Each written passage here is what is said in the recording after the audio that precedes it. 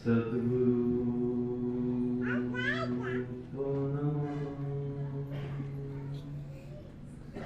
सात संगत प्रेमाने बोला संतया आज या सौंदर्याच्या वतीनं जो भव्य दिव्याच्या प्रकाराचा सत्संग सोहळा आयोजित केलेला आहे आणि या सोहळ्यासाठी आपण सर्वच भाग्यवान संत महंत बालबालिका गावातील ग्रामस्थ भाविक ज्यांच्याही कामाला राबला जातो ते सर्वच भाविक भक्त विशेष करून या भागाचे संयोजक महात्मा बापू इथले मुख्य महात्मापर्यंत ही सेवा संचालक सेवा विभाग दास बरोबर आले आदरणीय जिजू महाराज मंडळाचे ख्यातनाम गायक आणि गीतकार आदरणीय राजेंद्र सागरजी या सर्वांचे चरणी राजचे कोटी कोटी धन्यवाद एवं नमस्कार। संत यानो निरंकारी मिशन आम्हाला परमार्थ शिकवते, तो कोणता परमार्थ असावा याचं जर आम्ही चिंतन केलं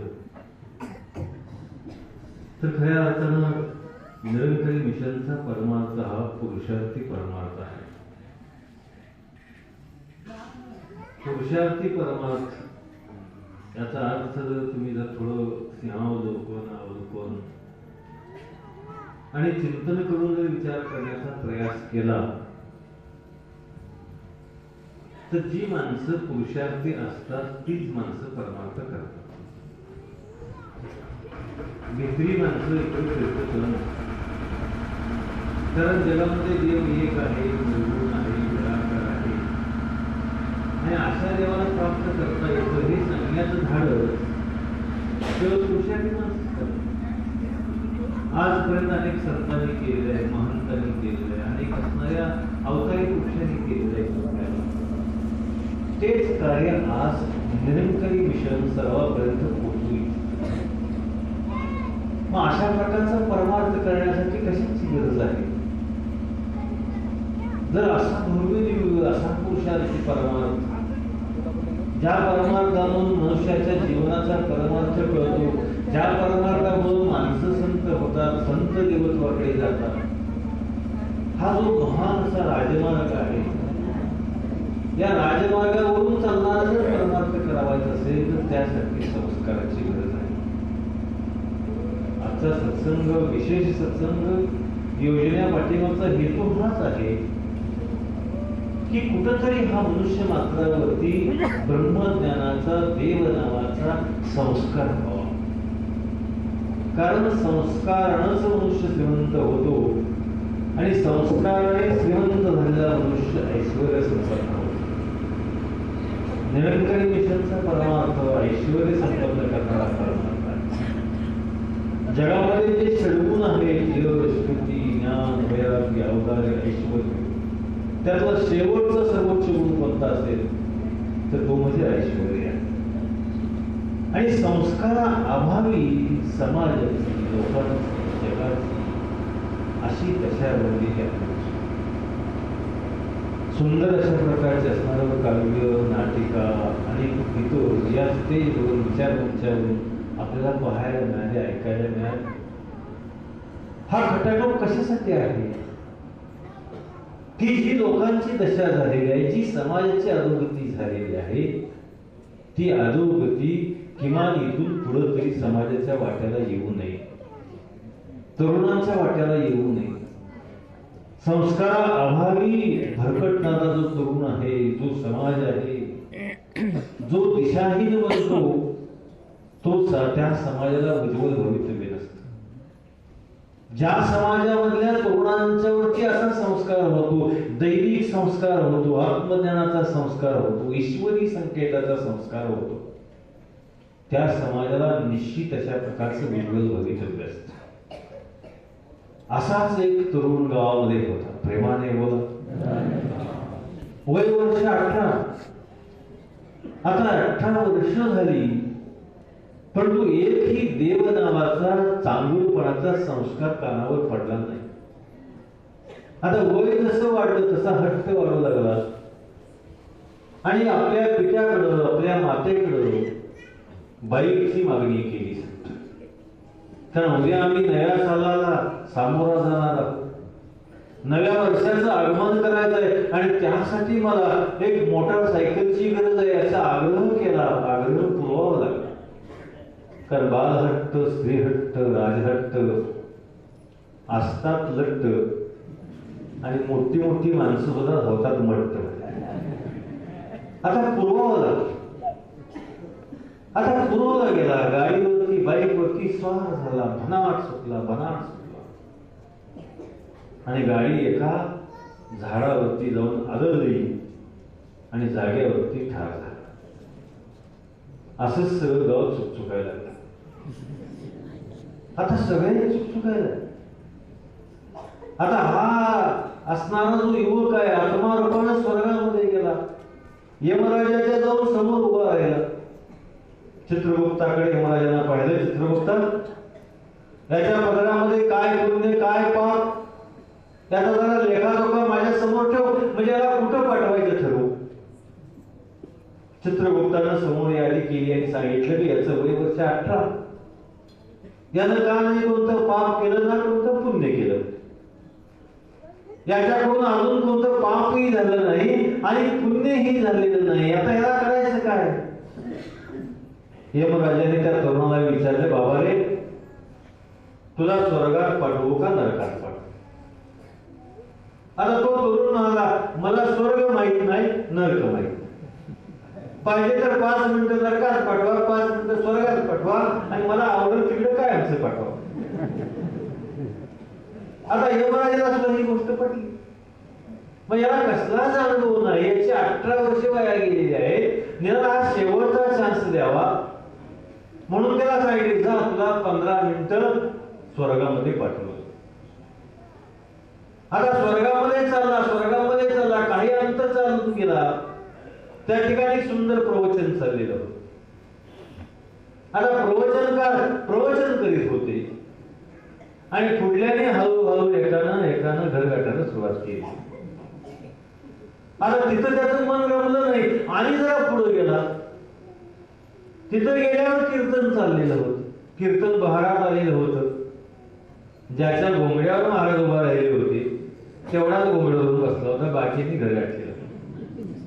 तिथंही मन रमलं नाही. परत मागायला जसा गेला तसा परत. यमराज मला म्हणले नरकात पाठवा. आता जा म्हणजे 5 मिनिटं नरकात जाऊ नये. आता नरकात जायला सुरुवात दिली. काही अंतर चालून गेला. त्या ठिकाणी बियर बार होता. आता जरा मन रमलं आणि जरा पुढे गेला. त्या ठिकाणी डान्स बार होता. आता डान्स बार मध्ये सुद्धा रमलं. पुढे आणि काहीतरी विशेष कुतूहल असेल म्हणून जसा गेला तसा परत आला आणि म्हणला, यमराज माझी रवानगी नरकातच करा. जी गोष्ट पसंत पडली तिकडे माझी रवानगी करा. यमराजाने किक मारली. ह्यानं जशी खाली मारली तशी. आता तशी नरकामध्ये पाठवणी केली. जाऊन कुंभी पाकामध्ये पडला, लाव्हामध्ये पडला आणि मग तडफडायला लागला. अंगाची लागी व्हायला लागली. महाराज, यमराज मला वाचवा, मला वाचवा, मला वाचवा. अहो म्हणजे यमराज, मगाशी जो नरक होता ना त्या नरकात मला पाठवा ना. यमराज म्हणाले, बेट्या ती नुसती जाहिरात होती हे खरं आहे. ती नुसती जाहिरात होती. त्या जाहिरातीला जे भुलतील ना त्याची पाठवणी तिथंच आहे. आणि म्हणून या रात्रीमध्ये हाच बोध आम्हाला तुम्हाला घ्यायचा आहे. जेवढा म्हणून आमच्या तुमच्या मुलांच्या वरती, युवकांच्या वरती, सगळ्यांच्या वरती जो चांगला संस्कार होईल, त्या संस्कारानं युक्त प्रफुल्लित झालेला जो मनुष्य आहे, जो समाज आहे, तो देवाला कळतो.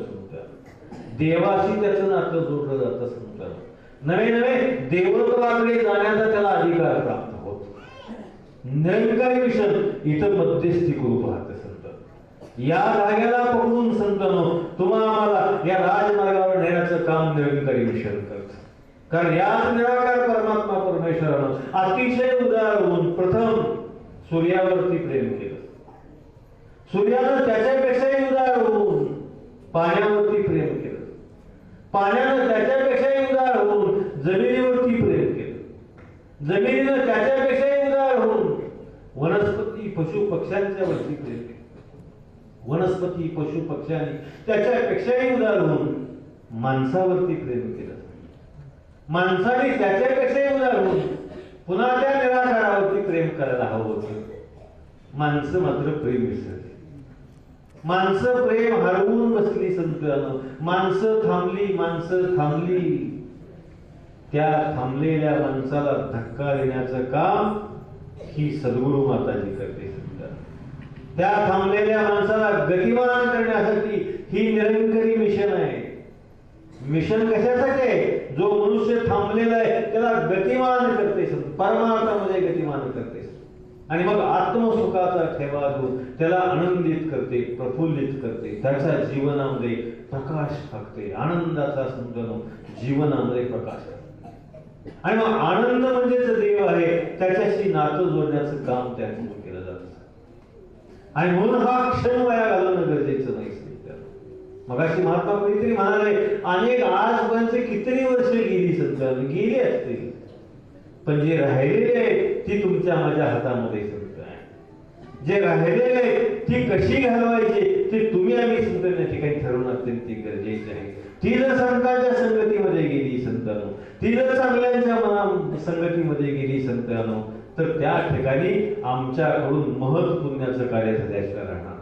आमच्याकडून खरा परमार्थ झाल्याशिवाय राहणार नाही. सुसंगती सदा घडो, सुजन वाक्य कानी पडो, कलंकमतीचा घडो, विषय सर्वता नाव. या संगतीमध्ये आल्यानंतर, सुसंगतीमध्ये संतांच्या संगतीमध्ये आल्यानंतर परिवर्तन होणंच क्रमप्राप्त आहे. होणारच. आणि मग ते परिवर्तन म्हणजे ते परमार्थिक परिवर्तन असेल. समजा जगातली अनेक जी परिवर्तन जी आहे ही सगळी क्षणभंगुर आहे. पूर्वीच्या झोपड्या गेल्या, स्लॅबची घरं आली म्हणजे क्रांती झाली नाही. सध्या म्हणजे क्रांती नव्हे. क्रांती कधी होते? क्रांती माणसाची मन बदलली, मन परिवर्तन झाली, त्यांचं आचरण परिवर्तन झालं तर क्रांती होत असते. आणि मग अशी क्रांती करणारी निरंकारी मिशन आहे. मिशन म्हणजे क्रांती असं का म्हणतो संतांनो, तर माणसाच्या मनाचं परिवर्तन करण्याचं व्यवस्था म्हणजे निरंकारी मिशन आहे. सत्यावर आधारित नव समाज निर्माण करणारी व्यवस्था म्हणजे निरंकारी मिशन संत आहे. आणि मग अशा निरंकारी मिशनचं तुम्ही आम्ही पाईक आहोत म्हणून तुम्ही आम्ही भाग्यवान आहोत. तुमच्या आमच्या भाग्यानं संतांनो आज अशी दयाळू जगन्माता सद्गुरु माता म्हणून तुम्हा आम्हाला लाभलेली आहे. जी आज सविंदर माता प्रकट झालेली आहे. संतांनो निरंकारी मिशनच्या सद्गुरूचा इतिहास हा प्रकट सद्गुरूचा इतिहास आहे. आजपर्यंत इतिहास पाहिला, 5000 वर्षापर्यंत भारताची संस्कृती पाहिली, या देशाचा सांस्कृतिक इतिहास पाहिला ना, तर दोनच पद्धती प्रचलित परमार्थामधल्या आहेत. एक अवतारी पुरुषांची पद्धत आहे आणि दुसरी आहे म्हणजे ते प्रकट सद्गुरूंची परंपरा. अगदी चारवाकापासून बुद्धापासून आज सविंदर मातापर्यंत असणारे जे सद्गुरू आहेत ते प्रकट झालेले, प्रकट झाले. अवतार नाही. म्हणजे अवतार असेल तर त्याला मरण आहे, त्याला जन्म आहे, त्याला यातना आहे, त्याला भोग आहे. कुणाच्या तरी शापामुळे त्यांना अवतार काय घ्यावं लागलेलं आहे. सत्य पण प्रकट सद्गुरू जर करावायचं असेल तर त्यासाठी फार मोठं कष्ट उपसावं लागतं. संत ज्यावेळेला जगतामध्ये अंधकार निर्माण होतो, अराजक निर्माण होतो, परमार्थिक राजक निर्माण होतं संतांनो, अज्ञानाचा अहंकार होतो संतांनो, त्यावेळेला जगातील जेवढे संत महंत ऋषी मुनी गणगंधर्व जे आहेत, देवी देवता सगळे एकत्र येतात संतांनो आणि त्या निराकाराचं स्तवन करतात. त्याच्या स्तवनाला सत्संग असं म्हटले आहे. हे सगळे येतात, सत्संग करतात, याचा गुणानुवाद करतात संतांनो आणि मग हा गुणानुवाद झाल्यानंतर त्या निराकाराला प्रकट व्हावं लागतं संतांनो. आणि अशा प्रकट सद्गुरूची परंपरा निरंकारी मिशननं जोपासलेली आहे संतांनो. भूतलावरती अनेक सद्गुरू प्रकट झाले. संत ज्ञानेश्वरांना काही लोक अवतारी मानतात, पण दास ज्ञानेश्वरांना अवतारी मानत नाही. संत ज्ञानेश्वर, संत तुकोबाराय हे प्रकट सद्गुरू होते संतांनो, प्रकट सद्गुरू होते. विठ्ठल पंत आणि रुक्मिणी कुलकर्णी संतांनो यांचा इतिहास आपल्याला सगळ्यांना ज्ञात आहे. विठ्ठल पंतांनी समाधी या संन्यासाश्रम स्वीकारलेला होता. आता त्याला आश्रम व्यवस्था होती. आता त्यांनी काय काळामध्ये संन्यासाश्रम स्वीकारलं. जीवनामध्ये गुरु आले, गुरुची आज्ञा मिळाली आणि त्याने सांगितले की तू पुन्हा गृहस्थ आश्रमामध्ये जा. पुन्हा त्यांना गृहस्थ आश्रमामध्ये यावं लागलं. पुन्हा या असणाऱ्या सर्व मुलांचा जन्म झाला. निवृत्ती, ज्ञानदेव, सोपानदेव, मुक्ताबाई या सगळ्या बालकांचा संपूर्ण जन्म झाला. लोकांना ही गोष्ट आवडली नाही. तत्कालीन सनातनी असणाऱ्या ब्रह्मवृंदाने या कुटुंबाला बहिष्कृत केलं असतं. या असणाऱ्या विठ्ठलपंत रुक्मिणीला बहिष्कृत केलं. त्यांच्या मुलावरती बहिष्कार घातला. याला भीक सुद्धा मागू दिली नाही. संत त्या काळामधला इतिहास आहे, जाज्वल्य इतिहास आहे. संत जे भीक मागू देत नव्हते ना, तेच आज त्यांची पूजा करतात. ज्ञानेश्वराच्या पादुका सोन्याच्या करून चांदीच्या पालखीत घालून त्याची मिरवणूक काढतात. संत ही सर्वात मोठी खंत आहे. कारण त्यांना ज्ञानेश्वर कळाला नाही, त्यांना तुकाराम कळाले नाही. संत पण ज्ञानेश्वर प्रकट होते. ही जर संकल्पना रुजली असती त्या काळामध्ये तर खऱ्या अर्थानं परमार्थाचा मला महाराष्ट्रामध्ये फुलला असता. संतांचा मला फुलला पण परमार्थाचा मला फुलला नाही. संत ही महाराष्ट्राची खंत होते. संत हिंदुस्थानामध्ये एवढे संत झाले, त्या हिंदुस्थानातल्या संतांपैकी निम्म्यापेक्षा जास्त संत महाराष्ट्रामध्ये झाले. संत झाले परंतु संतांचं ऐकलं कोणी? संतांचं ऐकलं नाही कोणी? संतांना मानलं पण संतांचं मानलं नाही. संतांना परमार्थ कळाला नाही. म्हणून पहिल्यांदा मी म्हणलो परमार्थ हे पुरुषार्थी लक्षण आहे. संत पुरुषार्थी माणसंच परमार्थ करतात. आणि मग जेव्हा हे कुठून बहिष्कृत झालं संत आणि मग न्याय मागण्यासाठी निदान आमचा विषय संपलेला आहे. माणच्या मुलाबाळांना ते न्याय मिळावा, समाजानं आपल्यामध्ये मिसळून घ्यावं, समाजाशी त्यांचा रोटीबेटी व्यवहार व्हावा, समाजानं त्यांना लोकमान्यता द्यावी. म्हणून एक तत्कालीन असणाऱ्या ब्रह्मवृंदांचं असणारं जे ठिकाण पैठण न्यायपीठ, त्या पैठणला चालत गेले. त्यांनी न्याय मागितला. चूक आमचे विठ्ठलपंत आणि रुक्मिणी म्हणतात चूक आमचे, शिक्षा मुलांना का? त्या निष्ठूर असणाऱ्या न्यायाधीशांनी संत हे सगळं म्हणणं ऐकून घेतलं. जर तुमच्या मुलांना चांगले दिवस यायचे असतील, जर तुमच्या मुलांना समाजामध्ये घ्यायचं असेल, जर तुमच्या मुलांचा या समाजाशी रोटीबेटी व्यवहार व्हायचा असेल, समाजानं स्वीकृत करायचं असेल तर तुम्हाला प्रायचित्त घ्यावं लागेल आणि ते म्हणजे देहांत प्रायचित्त. मान्य केलं, शिक्षा स्वीकारली. संतांनो आनंदाने घरला आले, आनंदाने घरी आले संतांनो. आणि मग निवृत्तीदादा सगळ्यात मोठे होते, ज्येष्ठ होते, त्यांना कळते होते, त्यांना उठवून रात्र झालेली होती, मध्यान्ह झालेली होती. रात्री निवृत्तीदादा उठवलं की निवृत्तीदादा आम्ही देहांत प्रायचित्त घ्यायला चाललो आहोत. कारण तुमच्यावर आलेलं जे दुःख आहे ते दुःख टाळावं, हे अनिष्ट टाळावं, तुम्हाला समाजाला लोकमान्यता द्यावी, लोकांनी तुमचा स्वीकार करावा, तुमच्या जीवनामध्ये आनंदाचे दिवस यावे, सुखाचे दिवस यावे, संस्काराचे दिवस यावे. आम्ही नसलो तरी चालेल, देहांत यांना आई माता पिता म्हणतात. संत हे त्यागाचं म्हणजे प्रतीक आहे. संत त्यागाचं प्रतीक आहे. आणि दोघे उठले, नदी जवळ केली, नदीमध्ये डुंबून संतांना आत्महत्या केली, देहांत प्रायचित्त घेतलं. निवृत्तीदादा पुन्हा झोपले. रात्र झाली, पहाट झाली. ज्ञानदेव उठले, छोटासा असणारा ज्ञानेश्वर उठले आणि त्यांनी इकडे तिकडे हात हलवले, पाहिले आई कुठे आहे, बाबा कुठे आहे. निवृत्तीदादाच्या दादा आई कुठे आहे, बाबा कुठे आहे. निवृत्तीदादा म्हणतात ज्ञाना उठ, ज्ञाना उठ, पण जगाला उठवण्यासाठी उठ, जगाला जागवण्यासाठी उठ. तुला आई बाबा आता मिळणार नाही, तुला जगाची आई बाबा व्हावं लागेल. आणि समोरच असणाऱ्या कोनाड्यामध्ये जो भगवद्गीतेचा ग्रंथ होता त्याकडे बोट करून म्हणते ही तुझी आई बाबा आहे, हे तुझे मायबाप आहे, हे घे आणि जगाला तत्वज्ञान सांग, जगाची मायबाप तू व्हायचं कर्म कर. अहो ज्ञानदेवाला निवृत्तीदादांनी प्रकट केलं, अवतार नाही प्रकट केलं त्या क्षणाला संत. आणि मग तिथून परमार्थ सुरू झाला. ज्ञानदेव हे प्रकट सद्गुरूच्या परंपरेमधले आहे संत. आणि मग तेच ज्ञान नामदेवामार्फत पंजाब पर्यंत गेलं संत. पंजाबवरून आज सगळ्या विश्वापर्यंत ते ज्ञान पोहोचलेले आहे. बुटासिंहापासून ते आज सवेंद्र माताजीपर्यंत ही प्रकट सद्गुरूची परंपरा आलेली आहे. हे मिशन कुठनं आलं असं म्हणू नका समजा. त्याचा इतिहास इथंच आहे, त्याचा उगम इथंच आहे, त्याचा स्त्रोत इथंच संत आहे संत. पण तुम्हा आम्हाला कळालं नाही. अजून तरी कुठं कळते संत, अजून तरी कळतंय कुठं संत. आम्ही कळाला असा नुसता आव आलतो संत.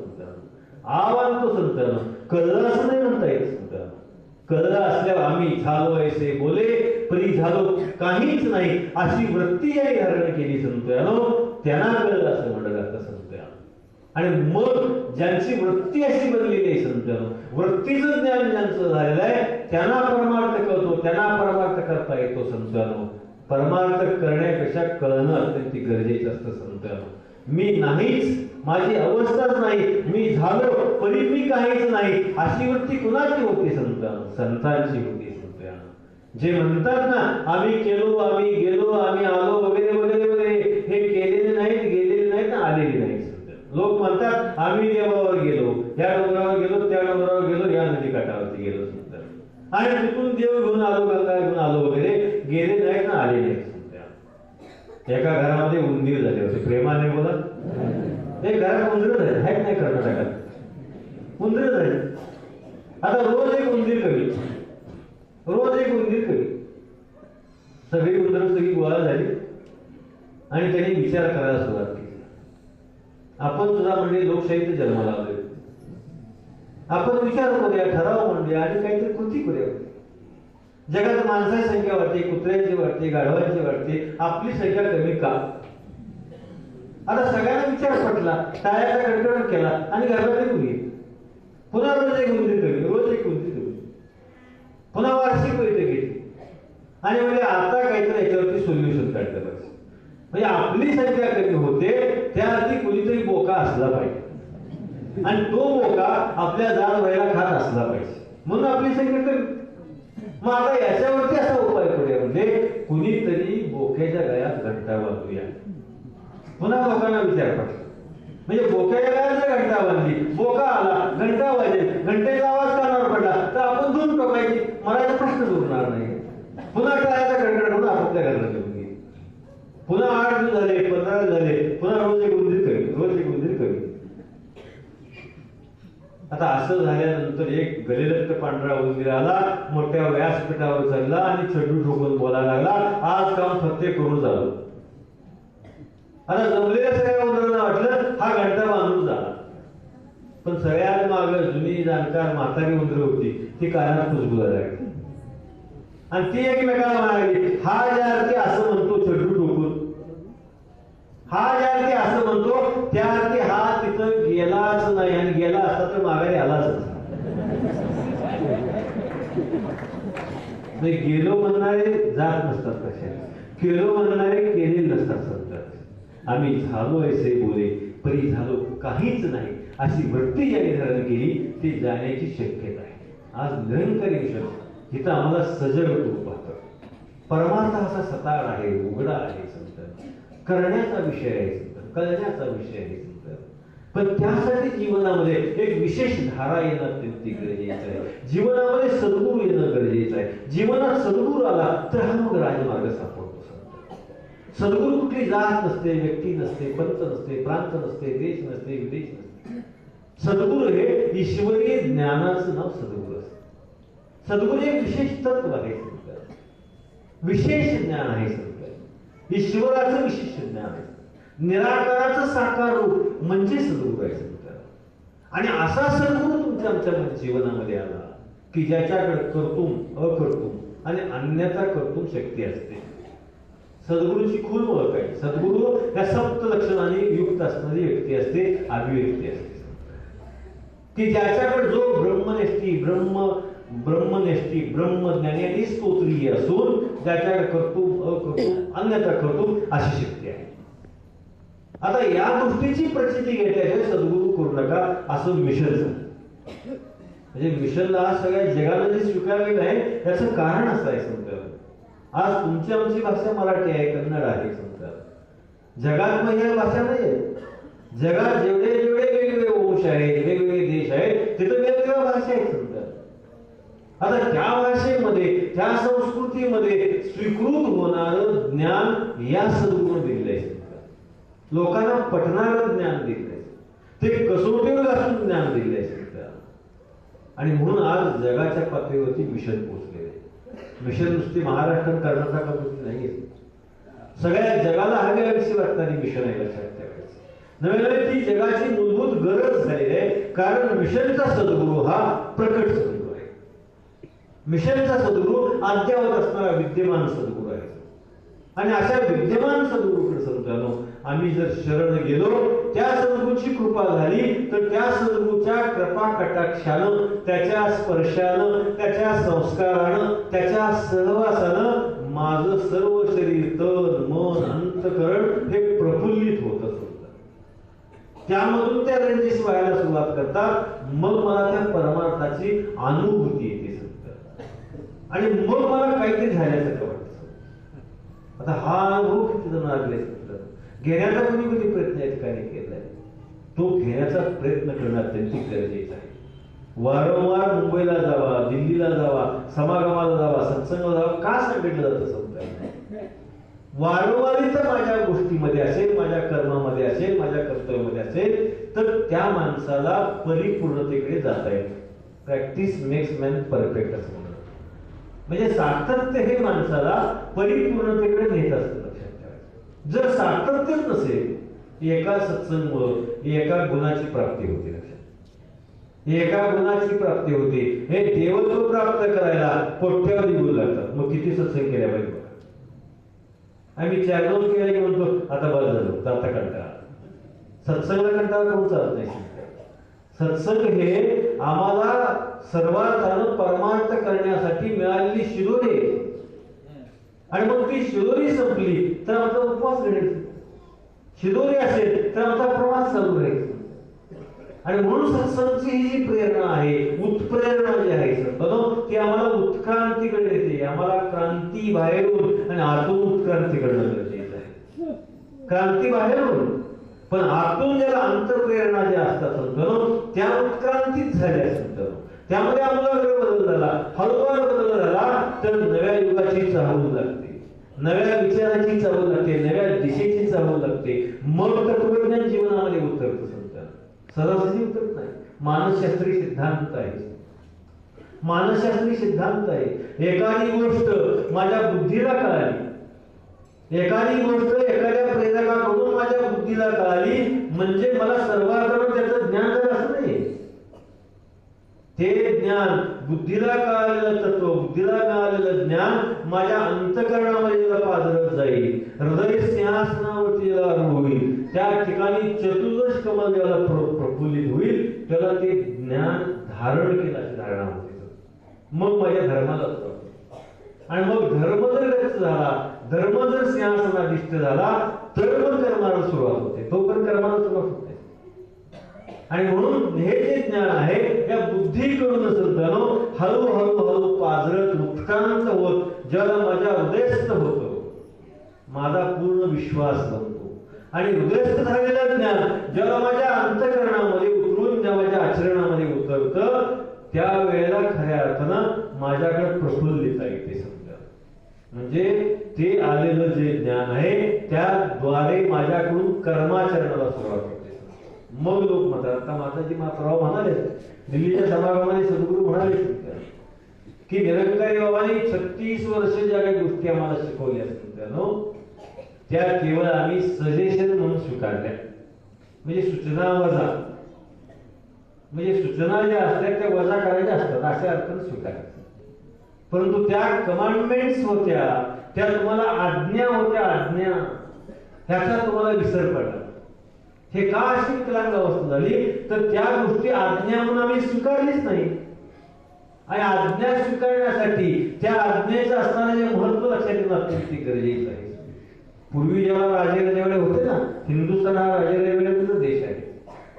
अनेक संस्थान होते हिंदुस्थानामध्ये, 503 संस्थान होते. तुमचं कसं कित्तूरचं होतं नाही, कृष्णा कित्तूरचं संस्थान, त्या कित्तूर चन्नमाचं संस्थान, तशी अशी 503 संस्थान हिंदुस्थानामध्ये होती. कर्नाटकामध्ये भरपूर संस्थान. त्या ठिकाणच्या असणाऱ्या संस्था ठिकाणी त्या आपल्या असणाऱ्या प्रजेमधल्या ज्या राज्यामधल्या जहागीरदाराला, ज्याला सुद्धा गावात 15 गावामध्ये मान मरावत होता, असे जहागीरदार, वतनदार, इनामदार, देसाई वगैरे होते या भागामध्ये.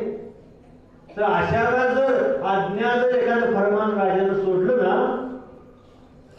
तर त्या जहागीरदारानं ते फरमान घेण्यासाठी 6 मैल पायी चालते. कुठं 6 मैल फरमानाच्या दिशेनं पायी चालत यायचं. तिथं गुडघे टेकून पूर्णिसाच करायचं, त्याला दंडवत घालायचा आणि ते फरमान डोक्यावर धारण करून पुन्हा आपल्या दरबारामध्ये आणून त्याचं वाचन करायचं. त्याला आज्ञा म्हणायचं. म्हणजे त्याचं संतानं प्रतिपादन केलं जातं. म्हणजे आज्ञा म्हणून जर आम्ही बाबांचे विचार जर स्वीकारले असते ना तर आमचा भाव असा झाला असता. असा भाव 6 मैल पायी चालत गेल्यानंतर, डोक्यावर धारण केल्यानंतर त्याविषयी माझा भाव काय तयार होईल, असा भाव जेव्हा तयार झाला असता तर त्या गोष्टी आम्हाला कळाल्या. आणि म्हणून माताजी म्हणतात शहनशाही वाला मिशन मुझे चाहिए. शहनशाहीच्या काळामध्ये असा भाव होता संत, भाव तत्पर अशा प्रकारची भक्ती चालत होती संत. आणि म्हणून अशा प्रकारची भक्ती पुन्हा निर्माण करण्याचं आव्हान, त्यासाठी तुम्हाला खांद्याला खांदा लावण्याचं आव्हान केलंय संत. तुमच्या सहकार्याची गरज प्रतिपादन केली. याचा अर्थ आपल्याकडे होणारच नाही असं नव्हतं, फुगून जाण्याची कोणी गरज नाही, होणारच आहे. परंतु तुम्हाला आम्हाला मोठेपणा देण्यासाठी ही गोष्ट आहे, ही गोष्टी लक्षात येणं गरजेचे. हे कंगोरे लक्षात येत नाही म्हणून आम्ही फुगून जातो सध्या. केवळ आम्हाला मोठेपणा देऊन अशा प्रकारे आमच्याकडून वर्तुळून करून घेण्यासाठी हे काढलेले विधान संत आहे. आणि मग अशी ही जी सविंदर माता आहे त्या मातेला तुम्ही अबला समजू नका. ती अबला नाहीये, मुळात स्त्री अबलाच नाहीये. प्रेमाने बोला, स्त्री अबला नाही, स्त्री ही सगळ्यात सबला आहे. कारण आजपर्यंत जगामध्ये संस्कृतीचं संवर्धन करण्याचं, धर्माचं जतन करण्याचं, परंपरा जतन करण्याचं, संस्कार जतन करण्याचं काम हे स्त्रीनेच केले. कारण पहिली शाळा कुठली असेल आमची तर आईपासून शाळा सुरू होते, मग महाविद्यालय विश्वविद्यालय का. कारण हे सगळे जे गोष्टी आहेत त्या स्त्रीकडून आले आहेत. एक काळची स्त्री पत्नी असेल तर ती अनंत काळची माता आहे. महात्मा फुले ज्यांच्या विचारांना पेरियासारखे असणारे मोठमोठे असणारे जे विचारवंत भारतामध्ये गेले ना, अगदी तामिळनाडू पर्यंत, त्या सगळ्यांचं उद्धार आहे. महात्मा फुले म्हणतात जिच्या हाती पाळण्याची दोरी ती सगळ्या जगाची उद्धार आहे. आणि म्हणून समजलो अशी जी स्त्री आहे ती सबलाच आहे. भारतामध्ये मुळातली मातृसत्ताकच कुटुंब पद्धती होती. तुम्ही आम्ही मध्ये जर तिकडे नाही तर इकडे, म्हणजे आधी तुम्ही तामिळनाडू केरळच्या बॉर्डरवर गेला का नाही, तिथे अजूनही मातृसत्ताक पद्धती आईच्या नावाने नावाची सुरुवात होते. बघा नावाचा इतिहास काढून, म्हणजे मातृसत्ताक कुटुंब पद्धती लक्ष आहे मुळातलं मूळचं. तर अशी जी स्त्री होती अगदी पुरातन काळापासून सर्वश्रेष्ठ सबला आहे, तिला काही पुरुषी संस्कृतीने अबला करून टाकले. सगळी सत्ता आपल्या हातात, राजकारण आहे. आता राजकारणामध्ये अशा गोष्टी होत. आता परंतु अशी स्त्री जी आहे तिने जर मनात आणलं संतांनो तर पुरुषापेक्षा 7 पटीने जास्त शक्तिशाली ती ठरू शकते. परवाच आमच्या महाराष्ट्रामध्ये नाशिक जवळ जे जंगल भागामध्ये इलाक्यामध्ये एक स्त्री जंगलामध्ये आपल्या लहान बालकाला घेऊन गेली, त्या 8 वर्षाच्या, आणि जंगलातून वाघ आला आणि त्या बालकावरती झडप घालून बालकाला पकडून वाघ निघून गेला. हे जेव्हा तिच्या आईला कळालं ना, ती आई अशी धावत आली, तिचा अवतार, आणि तिनं धावत येऊन जो 11 असं अवस्था करून वाघावर झडप घेतली. वाघाला सुद्धा कळलं काय करावं. वाघ सुद्धा सैर वैर झाला, त्या बाळाला तिथंच टाकलं, वाघ पळून गेला.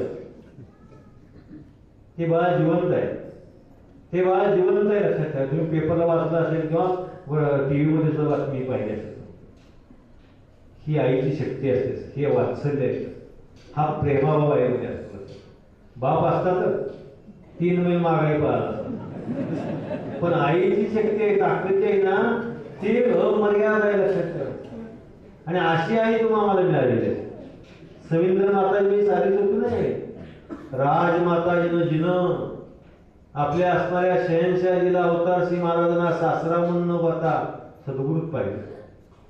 आपले पतिदेव गुरुवचन सिंहाला पती म्हणून न पाहता सद्गुरू म्हणून पाहिजे. हरदेव आपला पुत्र म्हणून न पाहता सद्गुरू म्हणून पाहिजे.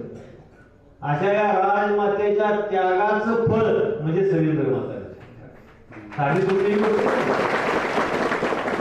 तिच्या पुण्याचं फळ आहे, तिच्या त्यागाचं तपश्चर्याचं फळ आहे.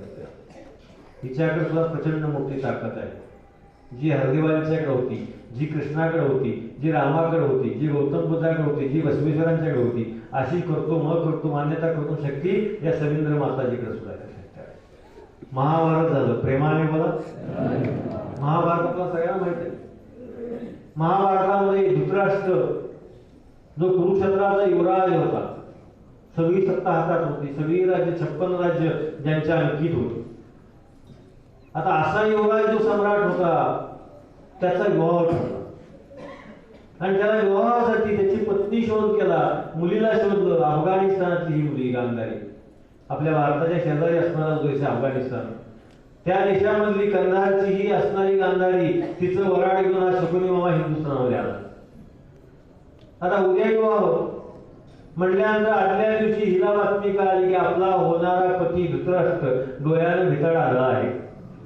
धृतराष्ट्र आला, हिला ही गोष्ट कळाली, आपला होणारा पती आला आहे. तिने ठाम निश्चय, दृढ निश्चय केला, माझा पती जर ही दुनिया पाहू शकत नसेल, माझा होणारा पती जर आला असेल, तर आजपासून मी सुद्धा माझ्या डोळ्यावर आजन्म पट्टी बांधते.